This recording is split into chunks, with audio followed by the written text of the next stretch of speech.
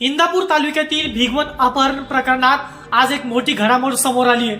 21 वर्षीय तरुणी आणि संबंधित तरुण स्वतःहून पोलिसांसमोर हजर झाली असल्याची माहिती समोर आली आहे। तरुणीने सादर केलेल्या प्रतिज्ञापत्रात आपण स्वतःच्या इच्छेने झहीर शेख सोबत गेल्याचं स्पष्ट नमूद करण्यात आले।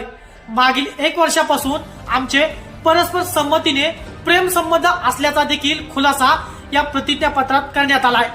हजर होण्यापूर्वी काही राजकीय नेत्यांनी केलेले आरोप देखील तथ्यहीन असल्याचा तरुणीनं म्हटलं आहे। या घडामोडीनंतर संपूर्ण प्रकरणाला नवे वळण मिळाले असून पुढील कायदेशीर आता पोलीस करत आहेत। नक्कीच संग्राम जगताप आणि गोपीचंद पडळकर यांनी मोर्चा काढून त्या ठिकाणी निषेध नोंदवला होता। मात्र मुलीच्या या सर्व प्रतिज्ञापत्रानंतर, मुलीच्या वक्तव्यानंतर आता या सर्व घटनेला पूर्णविराम लागणार का, असं देखील आता चर्चा होऊ लागली आहे।